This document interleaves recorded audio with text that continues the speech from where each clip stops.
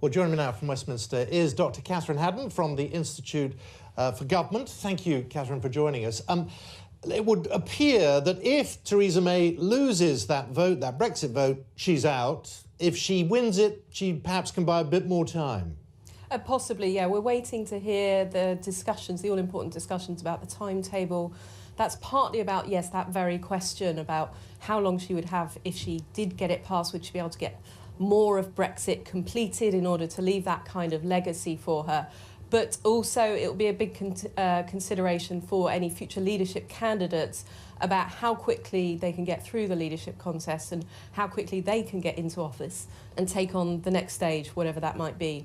Yeah, I mean, he described it as a frank exchange. One can imagine just how frank it probably was. But basically, the 1922 committee does not now have to change the rules to force her out earlier.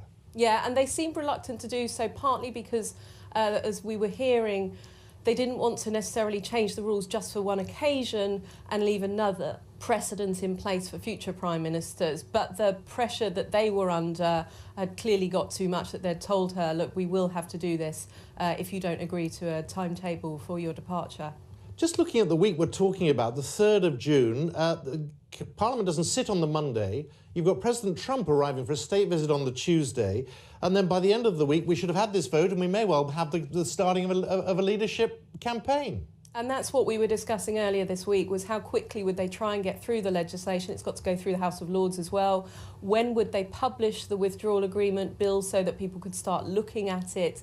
There's various stages to taking it through Parliament that are really quite important, given it's such a huge piece of legislation that Parliament will want to make sure that it does justice to. So it's going to be a very sort of busy week, certainly. I suspect it will be something they need to actually take a bit more time over, but we'll wait and hear in the coming weeks as to how that works out. Obviously, all important is whether or not there's any chance of it getting through, because things might change if it becomes apparent that there isn't.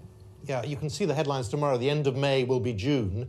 But I'm just wondering, if she loses the vote for the 4th time of asking, how quickly could there be a new Prime Minister in place after that?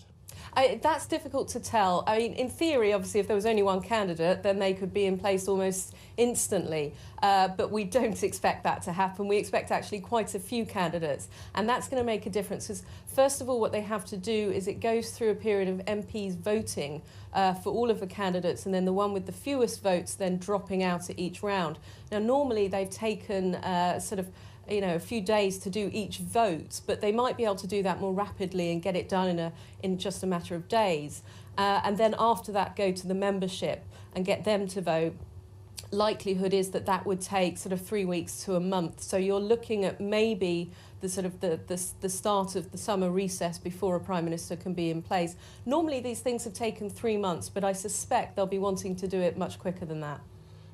With everything going on, Catherine, with the Brexit negotiations and all that you and I have talked about for months, on top of that, we're going to have the chaos of this as well.